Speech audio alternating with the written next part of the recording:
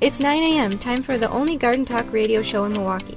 Tell your friends, the Wisconsin Vegetable Gardener is on the air. Join us and let's grow together. Coming up on the Wisconsin Vegetable Gardener Radio Show, we're about to kick off Season 2. We're going to talk about reasons why you shouldn't buy seeds off of websites like Amazon and eBay. As well as starting seeds indoors, what you need to know to do it successfully and what not to start indoors. A new author from California, Emily Murphy, will be interviewing her. As well as your questions are always welcome. The Wisconsin Vegetable Gardener Radio Show is on the air. It starts right now. Welcome to the Wisconsin Vegetable Gardener Radio Show with your hosts, Joey and Holly Baird, some of the realest gardeners that you'll ever know, always willing to share their knowledge, mistakes, and working to grow together. Founders of the WisconsinVegetableGardener.com that contains over 1,100 garden videos to show and teach others to grow some of what they eat. Join them for the next hour as they cover practical gardening information that has worked for them and more. Now here they are.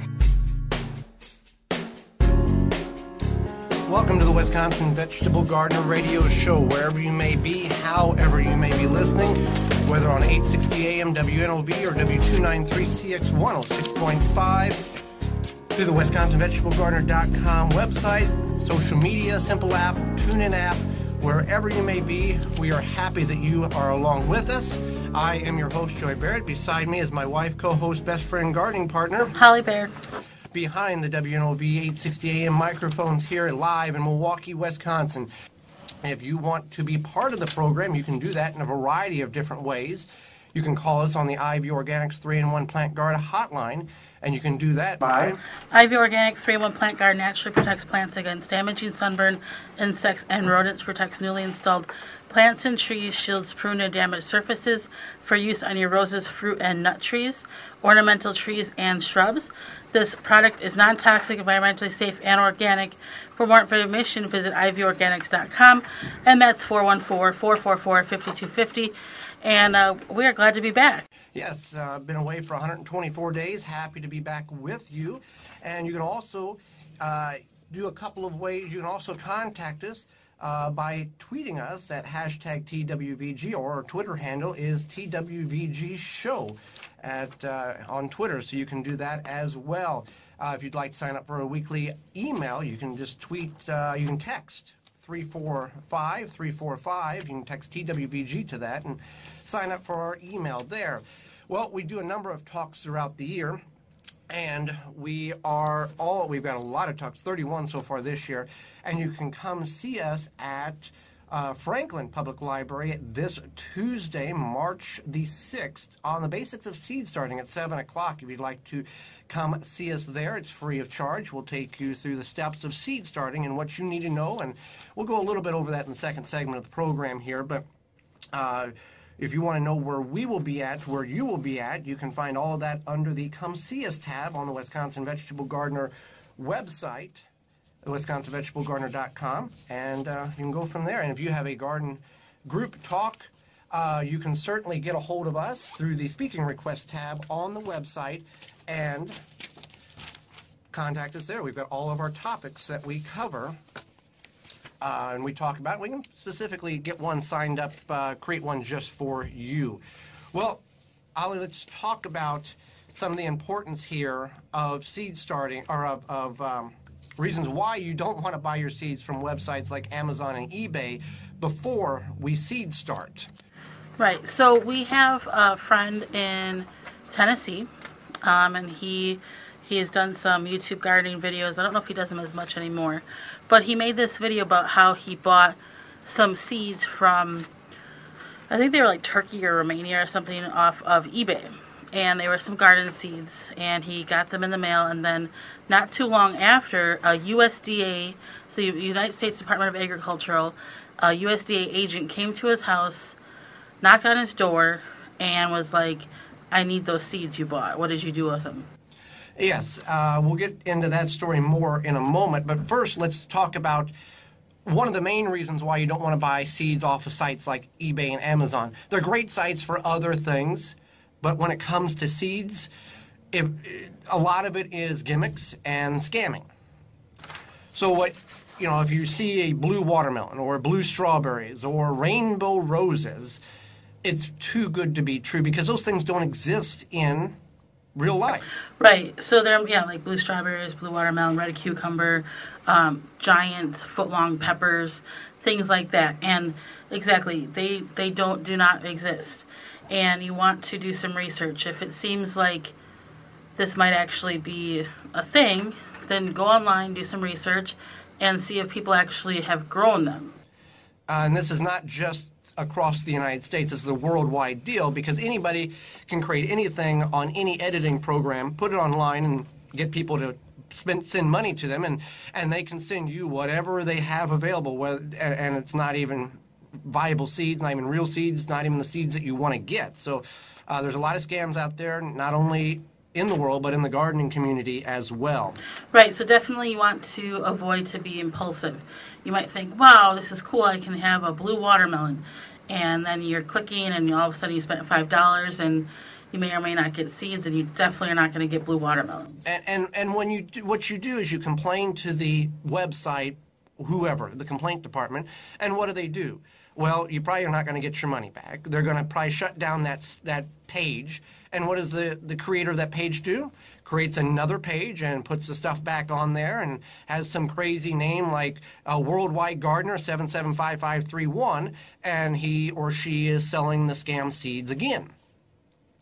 So you want to be smart about your purchases. Now, MI Gardener is a sponsor of the program here. They have 450 varieties of flowers, vegetables, and herb seeds, and they do not sell to their customers unless they have physically tested the germination rate of their seeds, which means what percentage of seeds out of 100 germinate. Not all seeds are 100% germination, but there's a criteria in which they've set for their company, as well as they grown them the year before to make sure that they grow the way they're supposed to grow, and there's no issues with them before they sell them to you and I. So what Joy is saying is that you need to have a reliable seed source. Just because it's for sale on like eBay or Amazon doesn't make it reliable. So something like MI Gardener's reliable seed source. There's plenty of other ones. It's not just MI Gardener, but and that goes back to not being impulsive. Make sure you do a little bit of research. So with that, do research and have common sense too. I don't think there is such a thing as a blue watermelon or blue strawberries or foot-long peppers.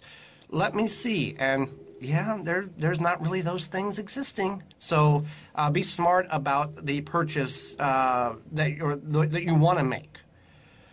So have a reliable source. And let's talk about the United States Department of Agricultural agent that came to our friend's door. And the reason why he came to our friend's door was because our friend bought bamboo seeds. He bought bamboo seeds from a source that was legal in Ohio.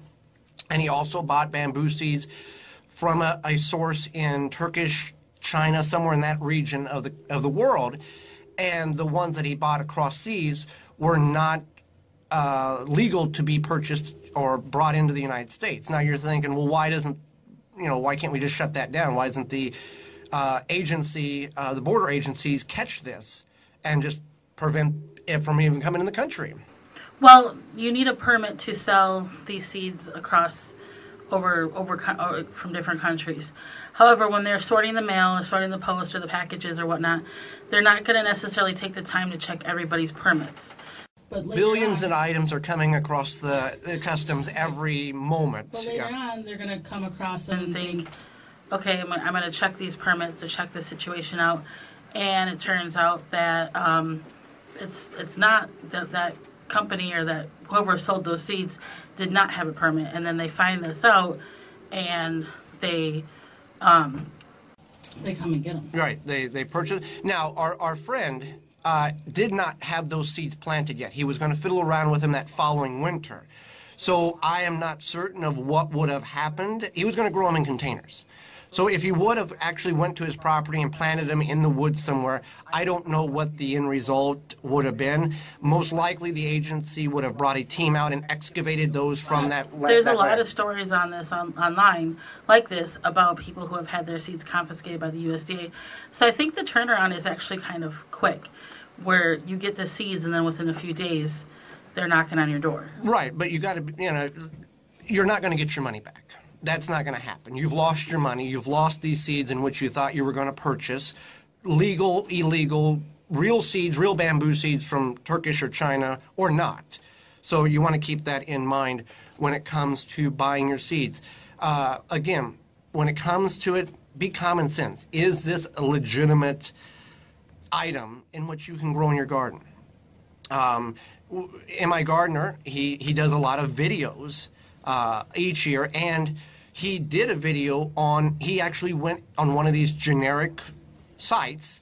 He went on, I think it was like almost Amazon or something, for blue strawberry seeds. He wanted to show what was going to happen. He knew what was going to happen. He wanted to make this prevalent to his viewers and people in the gardening community. So he spent like $5 or whatever, and he purchased some blue strawberry seeds. No such thing. No such thing. And when they came, they basically looked like, to me, they looked like coriander seed, which is how you grow cilantro, so like a cumin type seed. And that's what they look like to me. There's a definite difference between a strawberry seed and a coriander seed. And he knew what he was getting into, but you could tell the frustration which he had. And they weren't labeled. They were in this little plastic baggie. It was a little shady, too. Yeah.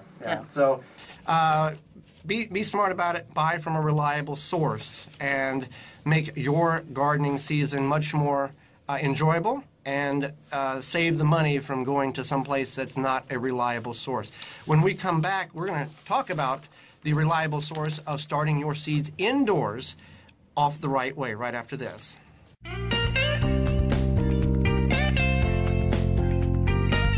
Use Twitter to reach Joey and Holly at TWVG Show or hashtag TWVG.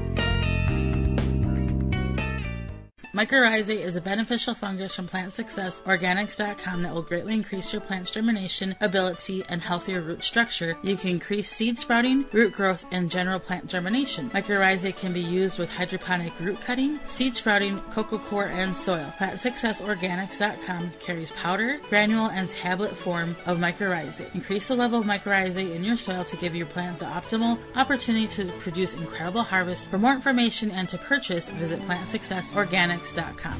Wouldn't you love to get more from your growing space? By utilizing the square foot garden method and properly spacing your plants, Seeding Square will optimize and organize your veggie garden to grow more greens and less weeds. The square foot color-coded seed spacer is a great tool for any garden, ground container, or raised bed, and all experience levels, even little green thumbs. For more information, visit seedingsquare.com. Seeding Square is gardening made simple. Shield and Seal vacuum sealers and the highest quality vacuum sealing products, unique black and clear in all black bags, protecting your produce and product better than traditional bags. Find out more at shieldandseal.com. Zaz Products, offering great quality supplements that can help personal health and increase longevity. Committed to bringing you the highest quality products at the lowest price. Find out more at zazproducts.com. How many different varieties of tomatoes are there in the world? This garden fun fact is sponsored by ManureTea.com. Get your 3-pack today. Drop the tea bag in water, let steep, then feed your soil, not your plant. 100% organic. Find out more at ManureTea.com. Always free shipping. It's hard to nail down exactly how many different varieties are in the world. The United States Department of Agriculture says that there are about 25,000 different varieties of tomatoes. Other sources cap that number at around 10,000. Either way, that's a lot of tomatoes. I want a garden center that listens to and understands my needs. I want to buy my gardening products from a local business with strong ties to the community. All I want is a garden center that truly values their customers. It seems like everyone is selling plants these days, but I'm having a hard time finding quality. I take pride in my garden, so I want my garden center to take pride in their products. Where will you be going for all of your gardening needs this season? Blue Mel's Garden Center. We are your answer. Blue Mel's, 4930 West Loomis Road, 414-282-4220. The Wisconsin Vegetable Gardener Radio Show is brought to you by the following: Haas Tools, Tree Diaper, Root Maker, Seeding Square, Rebel Green, Dripping Springs Oil, Zaz Products, Shield and Seal, Pomona Universal Pectin. Find all sponsors at the WisconsinVegetableGardener.com and thank them for their support.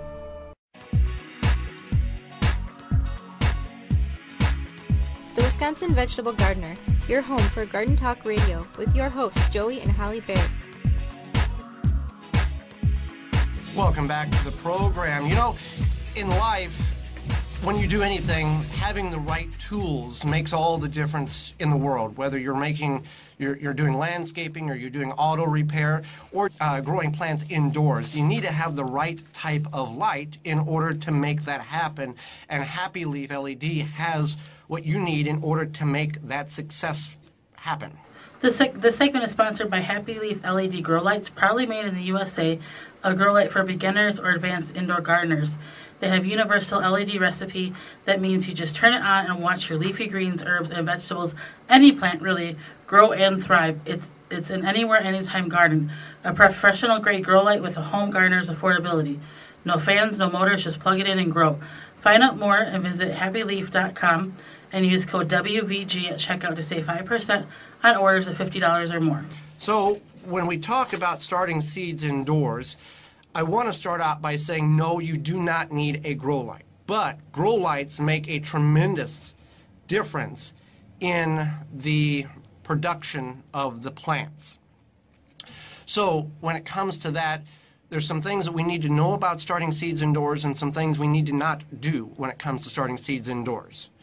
Yep. So one thing you want to do is obviously have proper light, like the Happy Leaf LED light, or you could even do something like we did a bay window for a long time. A west-facing window. Mm-hmm. A south-facing window is preferred. A big bay window would be the ideal preference, but we want to have enough light on these plants. And the reason why is if your plants are leggy, this is a problem. We'll talk about that in a minute. But starting your seeds indoors can be a challenge for for a few reasons, and we're going to go over that. Improper light, or the bad soil, bad nutrients, or just not understanding the level of which the plant needs to grow. And we use a good potting mix. You have to start with a good potting mix in order to get your seeds started off right. We use Kellogg's Garden products, and that's available at your local Home Depot. They're a sponsor of our video series, but they're a phenomenal product that has a slow-release fertilizer, and that's key because these plants are going to sit in the cell or the cup for a number of weeks, and you need to supplement them with some type of nutrients in order for them to grow successfully. Right, and you might be out and about, like, for example, at the local drugstore, and you'll see some 1 cubic bags of soil. I say that with sarcasm, for like $1 or something, right? And you're like, oh, this is a good deal. I can start my seeds in it. I'm just starting seeds. Who cares? Well, we did that once, and there's a reason why it's $1. Yeah, it's basically you're growing in sand, very, very loose, granular mess. There's basically no soil in it whatsoever. Right. The water just permeates through it, just runs through it like it's a sieve. So there's a reason why, and you want good potting mix to retain moisture, to hold nutrients, as well as to get your plant off right. Definitely. We've talked about the light. We've talked about good soil. We've talked about the good seeds that we're purchasing, the reliable seeds that if you buy a pepper seed, it's going to be a pepper plant of the variety in which you want it to be. So other things that you need to know is temperature. Temperature is the important part of this whole thing. Outside, when it's warm, seeds are going to germinate when the soil is warm enough. Indoors, you want your temperature of your grow area to be about 68 to 72 degrees Fahrenheit. Now, if you're in an unclimatized greenhouse, basement, or room, then you want your temperature, you need to supplement that warmth with something. It could be a heat mat. That's an additional expense, but you need that root system to be warm enough in order for those seeds to germinate. If the soil is wet and the soil is cold and you have seeds in there, the seeds are not going to germinate very well, and some instances they will rot in the soil, just like if you put them outside too early, they're going to sit there and rot in the soil. Right. So then you want to think about what you're going to start. And when you're going to start it. When you come to starting seeds indoors, it's based on the frost date, the last average frost date in which you have in your area. So we want to talk about that. And you can find every variety has a different duration of period prior to that last average frost date in which you want to start those. Right. So you want to think about that. Like we've already started our onion seeds because those take longer to develop. Sometimes you might not know, so you just do some different research. There's a lot of different resources online.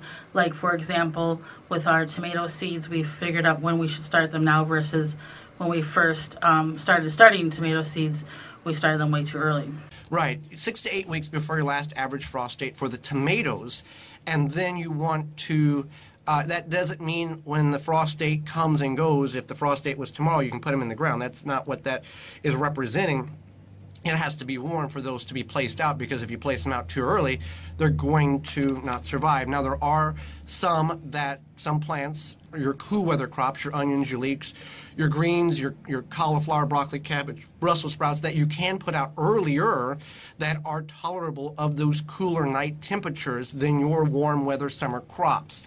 So you want to know that, and we're not going to go through all the list of here's all the things and when you should start them. Based on what you're wanting to grow, then you can start those at the appropriate time. Now, you don't have to start your seeds indoors. You can go to Blue Mel's Landscape and Garden Center and buy everything you need there. The disadvantage to doing that is the selection is not going to be as broad as if you were going to buy your own seeds and start your own plants. Like we heard in the last break, the Garden Fun Fact, there's about 10 to 25,000 different varieties of tomatoes available in the world, not all commercially available. But let's say there's, pick a number, 4,000 varieties available commercially from seed. Well, you're not going to get even 40 varieties or 50 varieties available at your local garden center. So this gives you a much broader sense of what you can start indoors, and you can be more selective of, hey, I like this, I like that, I don't like this. Right. So even if you buy seedlings or start your own seeds, you want to make sure you're starting the right seeds and not starting some seeds. For example, like root crops, beets, radishes, help me out here with some root crops. Beets, radishes, turnips, rutabagas. All those are root crops, carrots. Yeah, you don't want to start those seeds. You don't want to start those seeds inside. It doesn't make sense. It's not efficient. And the disruption of the transplant, when you transplant those plants outdoors, you're going to disrupt the roots, and the roots will not grow as they're intended. Plus, the speed of which the plant will germinate outdoors at the appropriate time when you plant it outdoors. And let's say you plant one of these root crops indoors and 2 weeks ahead of when you were going to plant it outdoors. If you were able to successfully transplant it outdoors, which is just tedious, and you plant that same seed outdoors at the same time that 2-week-old sprout that you plant at the same time, in about 3 weeks they're going to be the same size. So just save your time, plant directly, which they call as direct sow, and put them outdoors. And again, you're going to disrupt the roots. You'll see YouTubers, and we've tried this before with beets. They say, oh, you can put beets out, start beets in trays, transplant them out. There's a whole process in which it's just easier to drop that seed in the ground than it is to put it in a container, harden it off. We'll talk about that in a moment here, and then get it to grow outdoors. So we want things to be simple, and we've made the mistake so you don't have to. Let's talk about what hardening off is and the mistakes that people make when it comes to that. And this does not apply if you buy your starts from a garden center. So hardening off is basically where you get your seedlings acclimated to being outside. So for the week before you're going to put them outside, the first day you might put them out for a couple hours. In shade. The second day, a few more hours, and then you just kind of increase the time as you get closer to when you're going to put them and actually transplant them outside. If you transplant them out, just take them today, bring them out of the grow room, put them in the ground, what happens is they go into tremendous shock. It's just like you jumping in an ice-cold lake. You may be able to recover from that, but when you go and take a small plant in a grow area, in your grow room that's 72 degrees, and you take it outside and that nighttime temperature is now 58 degrees, it goes through a tremendous shock that it may not recover. And we've had them where we thought we had them hardened off correctly, and they went through a shock, they've lost all their leaves, and then they didn't recover. So you want to keep that in mind. You want to do it right the first time so you don't have to try to if you started your seeds and you put all this time into it, you don't want to have to go back and start them again or try to find them somewhere after most people have sold out of them in the garden center. So that's just a small snippet of, is there anything else that we missed that we should cover here? And you don't want to start things like peas either. Right. You can start these things in what they call peat pots or peat pellets. There's two downsides to the peat pots and the peat pellets. One is the peat pellets are those expandable little nets of compacted peat moss that contain no nutrient value in them. So the seeds look good for 2 or 3 weeks, and then they start deteriorating in health because there's no nutrient value. So you have to supplement it with a manure tea or some type of liquid fertilizer, organic or inorganic. And you want to do that, if you're going with a fertilizer, you want to go quarter strength of what the recommended rate is on the bottle. If you use a peat pot, that is a molded pot that's made out of peat moss, they're great. But if you plant them, you want to remove the bottom portion, just tear that peat pot apart at the bottom, and then tear the lip apart and then plant it, because that peat pot doesn't break down quick enough over the growing season to allow those roots to break through to get into the soil. So it will break down if you put it, for two years or whatever. It'll break down in time in that. But other than that, it doesn't work very well. Advantages and disadvantages to both of those. Well, when we come back, Emily Murphy, author, coming up, author Emily Murphy will be with us with her new book that's coming out, that came out a few days ago. Just tuning in? Here's what you missed. Welcome to Season 2 of the Wisconsin Vegetable Gardener Radio Show. 6 reasons why you should not buy your seeds on sites like eBay and Amazon. The USDA agent came to his house to get the seeds he bought. Starting seeds indoors can be a challenge for some for a few reasons. We find using a good grow light like the Happy Leaf LED fixes many of the problems that exist. You have to start out with good potting mix.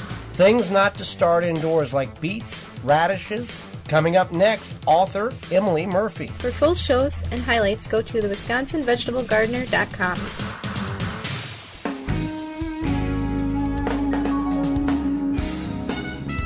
For more gardening information, visit thewisconsinvegetablegardener.com. But wait till after the show. We still have more garden information to talk about.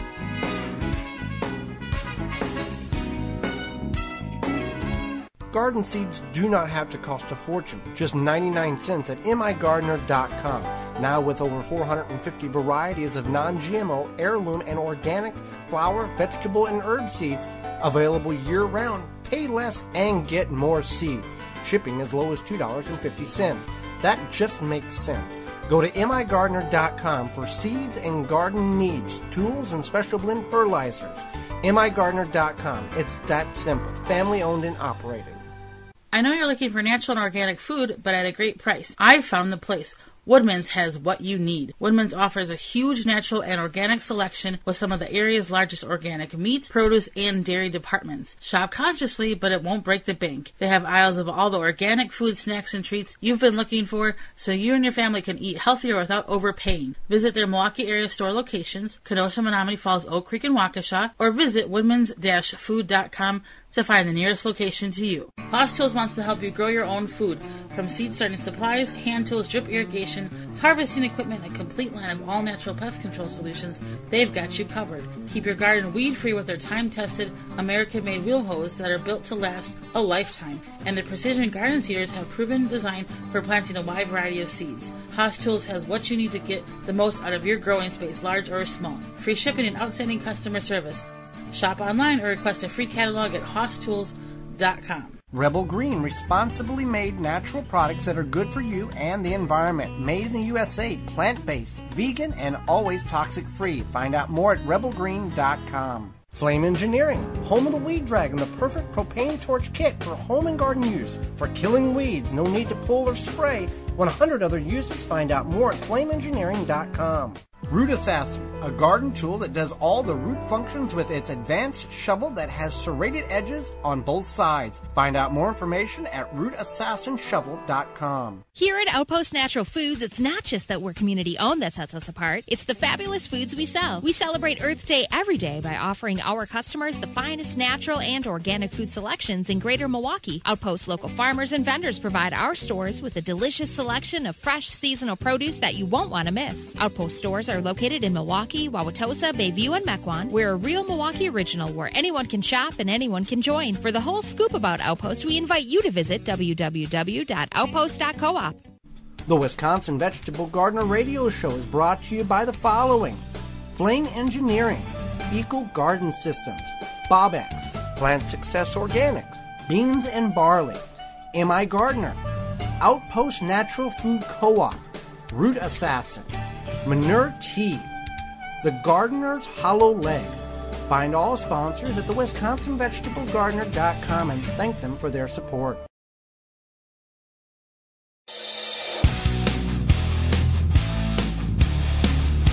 Looking for the only garden talk radio show on your dial? You found it, the Wisconsin Vegetable Gardener Radio Show with your hosts Joey and Holly Baird.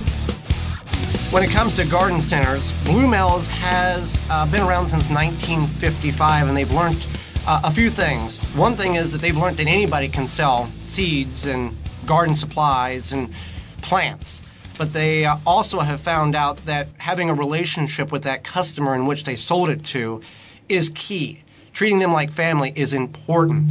And many of the members of the Blue Mel Landscape and Garden Center staff are master gardeners, and they know how to take your garden from ordinary to extraordinary. And whether you're tired of cutting grass, they can do that for you, or landscape, they can do that for you, or they have plenty of bulk supply. And Blue Mel's Landscape and Garden Center, the official garden center of the Wisconsin Vegetable Gardener Radio Show, can be found where, Holly?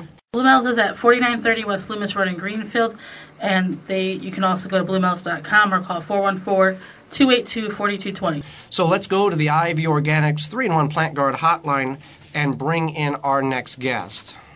Emily Murphy is the author of Grow What You Love and of the foodie-centric gardening blog Pass the Pistol, and one of Garden Design Magazine's most loved blogs of 2015. Emily is a web series host, a contributor to Better Homes and Gardens, a garden designer, organic gardening consultant, and a teacher of organic gardening. Welcome to the program, Emily.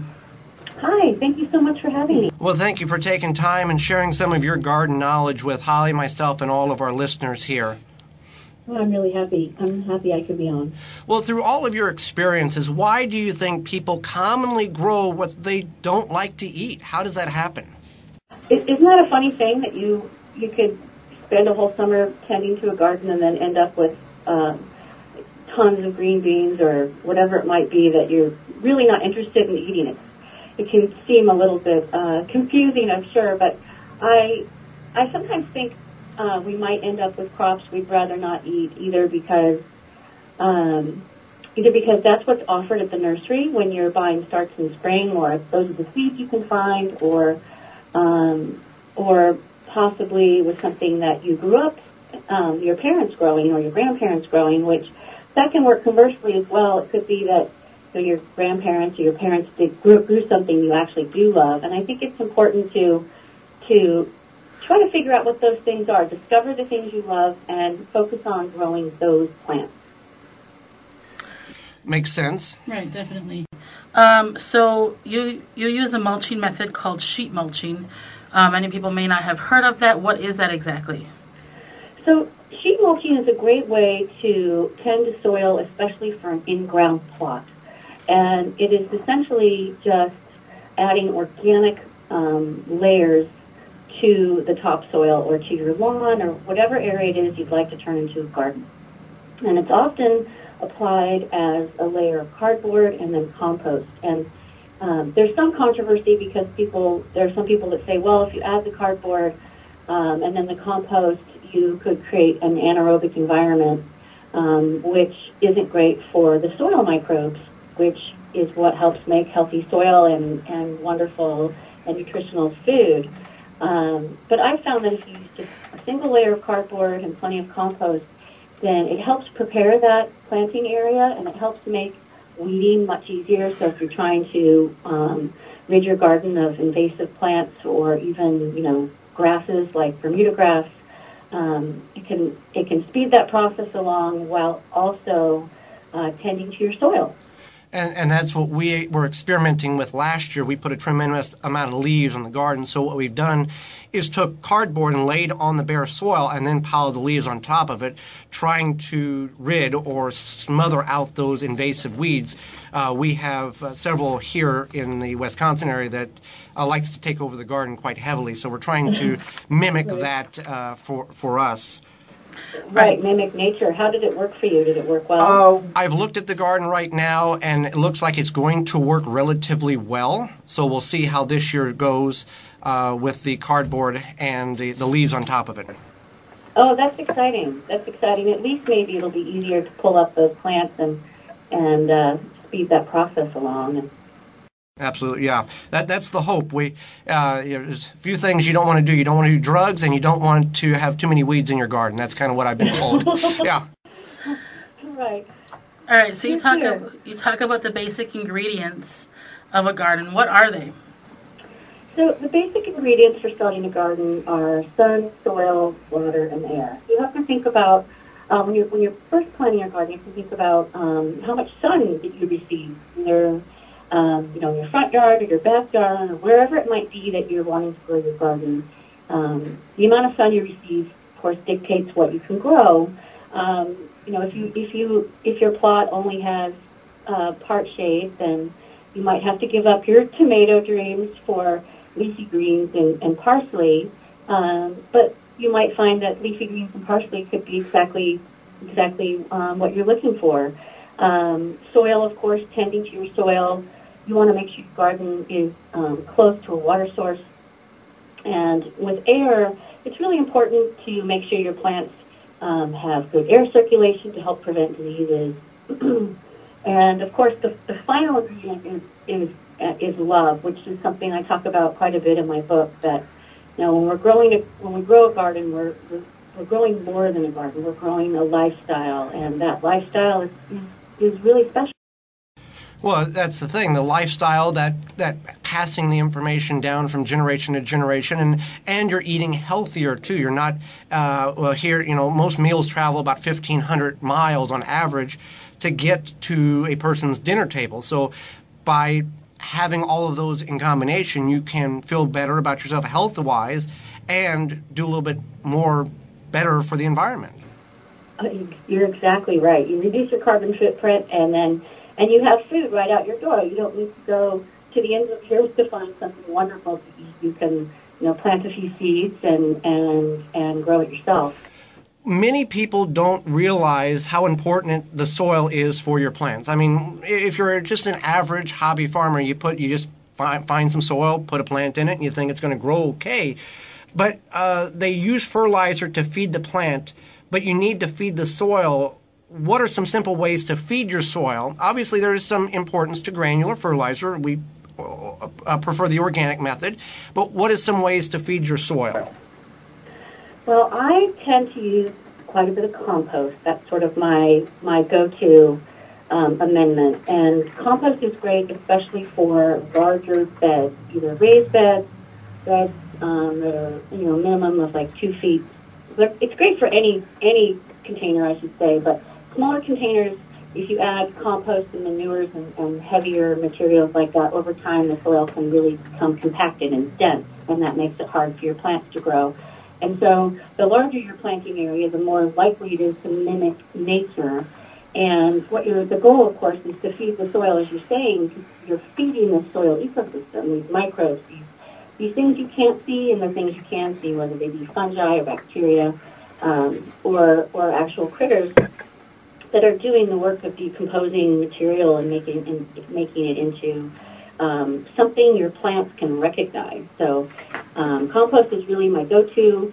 And then I also use things like worm castings and liquid seaweed and a few things like that. I do make manure tea, but that's really, again, as you're saying, a fertilizer to feed my plants. And And the goal, of course, is to feed your soil. So when you're talking and growing in containers, and we stress this a lot in our talks, is you do have to continue to feed the soil in a container more than in a raised bed or ground, because the leaching, as you water, as it rains, that nutrient runs out.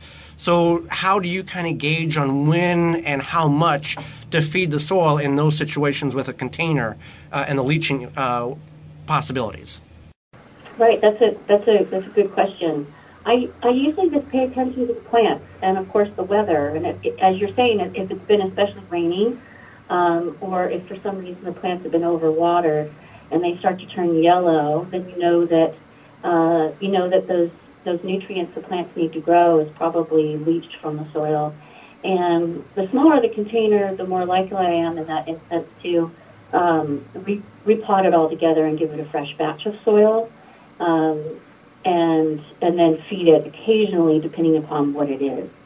But I usually let the plants lead the way, and if they're looking pretty good, then I leave them be. And if they're starting to turn yellow and not looking so great, then I know that's my cue to give them a little bit of care. And for a hobby gardener, you might want to look at what the plant's telling you and do a little research to find out, okay, is it a disease or is it needing nutrients, so you don't jump the gun and cause more problems potentially than are already existing. They're exactly right. You're exactly right. It all depends upon what you're actually seeing in the plant itself, and there are a few factors, but that's why I suggest to people that they grow just a handful of plants, just to know those plants really well. As you say, doing your research, you get to know those plants really well, and then it helps you troubleshoot down the line. What was the inspiration behind your book, the book Grow What You Love? Yeah, thanks for asking. This book, I've through my work in teaching and writing, and I have discovered that we're wired to grow, and that when we grow the things we love, wonderful things happen. And that was really the jump start for me. I recognized that in my own life, the difference that was making, being able to focus my attention on the plants that made the biggest difference. And also, when I was teaching in school gardens, I had a couple of experiences. One in particular where I had a parent volunteering in the garden, and the kids were busy. The kids have it all figured out once given the opportunity to plant and grow. And the parent turned to me, and she was realizing how simple and wonderful it was. And she said, "Gosh, if I had known how easy this was, I would have started the garden a long time ago." And it's like, oh, I really need to write this book so I can help people discover this simple joy. So where can people find the book? Am I right, it just dropped a couple of days ago? Yeah, the book released March 1st, and it can be found wherever books are sold, your local bookstore or Barnes & Noble or Amazon. It's out there. I hope everyone loves it. It was a true labor of love. A lot of work went into it, so I hope that shows. Well, it's a phenomenal book, great pictures, not only just a coffee table book, but a educational book for that matter. And you know this, Emily, as much as we do. There's some people that create garden books that are simply just for fun. There's really not an informational, it's more of an entertaining. You have an informational book here that a lot of people can learn a lot of good information no matter where they're at in North America or the world, and we appreciate that. Thank you so much. I really appreciate you saying so. That makes my day. Well, Emily, thank you very much for taking time out of your day to join Holly and myself and all of our listeners and sharing your information so we all can learn together. Wonderful. It was great to meet you over the radio. Absolutely. Stay tuned. After this, we'll be back with your garden questions and our garden answers. If you have a gardening question, now is the time to call in on the ivorganics.com 3-in-1 Plant Guard hotline at 414-444-5250. Do you have a problem with deer or small herbivores eating your vegetation? There is a natural solution that is safe for your pets and family. Bobex is the answer. An environmentally friendly solution to protect your plants, will not wash off, and is guaranteed. Bobex Deer was independently tested against 9 known competitors and rated 93% effective, second only to a physical barrier. Bobex can be used on all types of ornamentals, trees, and shrubs. Ask for it by name at your local independent garden center. Find out more, visit bobex.com. BOBBEX.com. Beans and Barley Market and Cafe, a neighborhood specialty grocery store for the East Side and Greater Milwaukee area, where you can find all you need, from fresh produce to bakery to organic frozen dinners, from wine to fresh squeezed carrot juice. A health food store with hundreds of products, vitamins, supplements, bath and body items, magazines, cards, books, and a knowledgeable staff. Catering available, open daily at 8 a.m. The restaurant serves breakfast, lunch, and dinner 7 days a week with a menu of good, healthy, homemade food, including vegetarian and non-vegetarian specialties. 1901 East North Avenue, Milwaukee, 414-278-7878, and online at beansandbarley.com. The number one key to healthy, productive plants are the roots. Starting from seed to full-grown plants, rootmaker.com has the answer. From seed starting trays with an innovative design that air prunes the roots, creating a fabulous root system, never again will you have root-bound plants, to multiple gallon grow bag sizes to raised beds. Rootmaker.com has your grow needs covered. Visit rootmaker.com. The Gardener's Hollow Leg, the debris and harvesting bag you wear, comes with its own belt attachment, perfect for doing light pruning, weeding, harvesting on the ground or on a ladder, and many other uses. Find out more at thegardenershollowleg.com. Save 10% by using the word veggies at checkout. Tall Earth Wood Treatment, all-in-one preservative and stain, offers lifetime protection and creates a unique silver-aged wood finish. All ingredients are non-toxic, eco-friendly, perfect for garden beds and veg trucks. Find out more at tallearth.com. Free shipping on all orders. Hi, I'm John Lewandowski, retail manager of Blue Mel's Garden and Landscape Center. Now, I'm not going to tell you about our awesome dome-grown plants, our beautiful pottery, or our 40 varieties of landscape materials. What I am going to tell you is that Blue Mel's is a local, independent, family-owned garden center that truly cares about your garden or landscape project. So if you're looking for that one garden center that actually cares about you, come to Blue Mel's Garden and Landscape Center. We've been treating our customers like family since 1955. Blue Mel's, 4930 West Loomis Road, 414-282-4220. The Wisconsin Vegetable Gardener is brought to you by the following: Handy Safety Knife, BioSafe, Tall Earth, Chapin Manufacturing Incorporated, The Plant Booster, Ivy Organics, Woodman's Market, Blue Mel's Landscaping Garden Center. Find all sponsors at the WisconsinVegetableGardener.com and thank them for their support. Now back to the Wisconsin Vegetable Garden Radio Show with your hosts, Joey and Holly Baird. So happy you've joined us on this Saturday morning for the first show of Season 2 of the Wisconsin Vegetable Gardener Radio Show. If you've got a question, you're more than welcome to call in on the Ivy Organic 3-in-1 Plant Guard hotline. Ivy Organic 3-in-1 Plant Guard naturally protects plants against damaging sunburn, insects, and rodents, protects newly installed plants and trees, shields pruned and damaged surfaces for use on your roses, fruit and nut trees, ornamental trees, and shrubs. This product is non-toxic, environmentally safe, and organic. For more information, visit ivorganics.com. You can call in right now to our hotline at 414-444-5250. If you've got a gardening question, comments, or opinion, you can give us a call. And you can always tweet us at Twitter handle TWVG Show or hashtag TWVG, as well as TWVGshow at gmail.com anytime. And again, if you'd like to sign up for our weekly email where you get everything that we do, tweet TWVG to 345-345. So we've got a number of questions that have come in through email, Twitter, Instagram, YouTube, Facebook. First one is, Holly and Joy, can you suggest a low-acid tomato that would grow well here in Wisconsin? I would like a large slicing tomato, low-acid. Thank you, Richard. So what can we give Richard for some low-acid suggestions for tomatoes? Definitely a yellow or white tomato, and you might think I've never heard of those. Well, it's probably because they're not typically commercially available. So you would have to start your own seeds, and that's why we're bringing this question up, because we are talking about seed starting. So white or yellow tomatoes, so something like a yellow Brandywine. Was that a white snowball? White snowball, right, which is a white cherry, or giant white. Yeah. So those are low acid. And basically the guideline is anything that's not a red tomato is a lower acidity tomato. Red tomatoes typically have a very good level of acidity to it, so if you want something a little different, then that would be what you want to use. So that's a good question. So somebody asked, I'm making raised beds I'm in Wisconsin. Is 12-inch beds high enough? 12-inch beds are more than enough. Now, if you're going to try to grow something excessive, like parsnips, you want something, natural ground, because they can get 18, 24 inches deep if all conditions are correct. But just for most regular gardening, 12-inch beds. Even 8 or 10 would be adequate, because you're not filling it up to the brim. We're not level filling it with the boards on the side of the raised bed. We're wanting about an inch below. So that's why they say 12-inch, especially for tomatoes. If you have a nice compost in there, those tomato roots could get a little deep, so you definitely want to do that 12 inches. Right. I wouldn't go much. You could squeeze 10 out of it if you want to save a little bit on lumber, but invest and be rewarded later on. If you're building raised beds, you might as well just invest in it. Right. What does, we get this question a lot, what does organic mean? Is it just a fancy term so stores can charge more money for the product?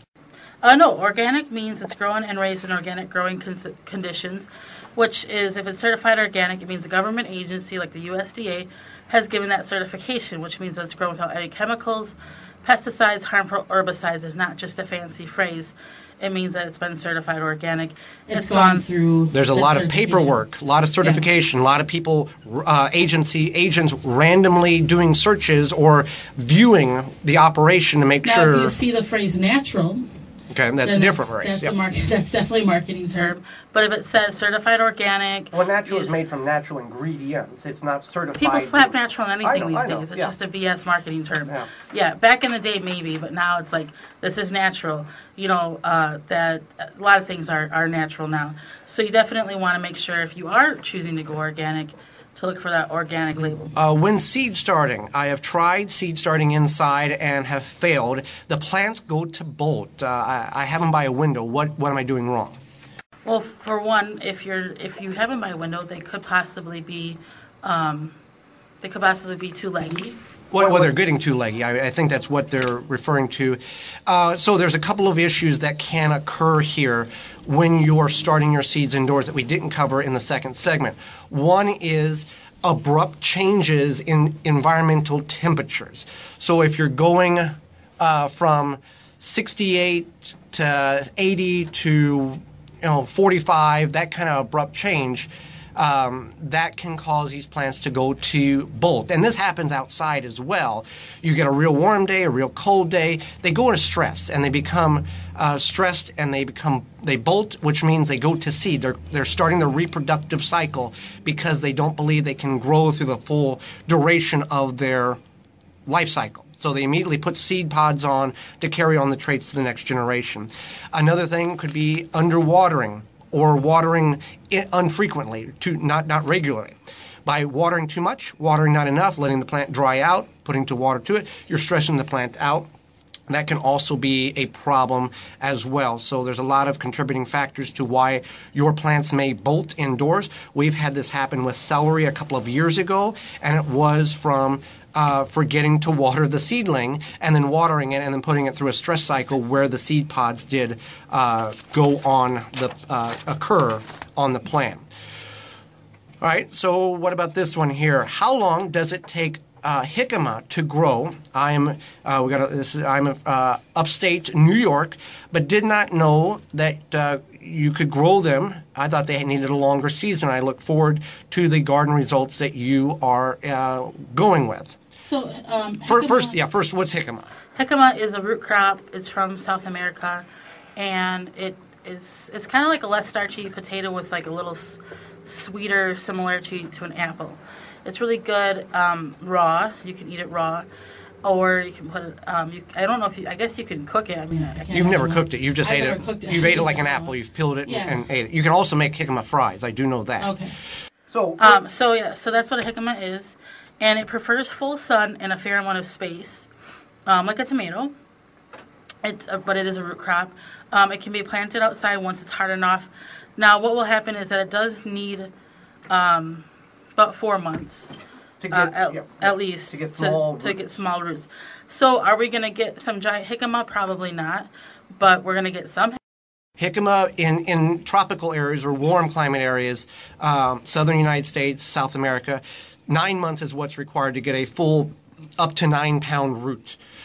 Here, 4 months, we should be able to get at least a half pound to a pound root if all conditions are correct. So that's what we're doing. Holly likes them. We're going to make the attempt. We've seen, we've read, we've researched, and people say that it can be done.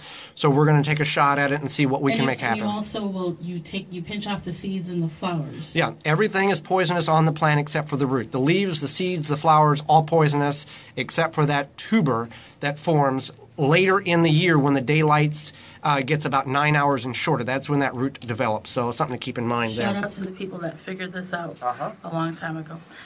So can you use cinnamon on other seed starting besides brassicas? I have problems with mold on the top of my seed starting mix. You said it has antifungal properties. We sprinkle cinnamon. We didn't say that. That was in a video. That was a response to. Cinnamon has, yes. When you start your seeds, or any seeds, you can sprinkle regular kitchen cinnamon, dusting on it, and it actually has antifungal properties which will eat away or disrupt the fungal on top of the seed starting mix. If you overwater it, fungal mold can develop, even at the microscopical level. Using that cinnamon will keep that away. That also will prevent a disease called damping off, which actually eats away at the stalk of your seedling and causes them to fall over and die. So that combination of the cinnamon will help prevent both of those when it comes to damping off and fungals or mold on the top of your seed starting mix. Let's go with... so there's a question. There was also a compliment. He spoke about the Happy Leaf Grow Light are great for brassicas to prevent legginess. I do not have a Happy Leaf at this time. It's still a good time to start my brassica plant. Here's a compliment. Also caught you guys at the Garden Expo in Madison. I really enjoyed your presentation. You've definitely got a fan in me. We're not on the air at this time when we go to the Garden Expo in Madison, but if you get a chance and you think about it next February, we always speak there. It's the second weekend in February in Madison. So with the Happy Leaf and the brassicas, yes, you can start your brassicas now. We've got our Brussels sprouts, our cabbage, and our kale started.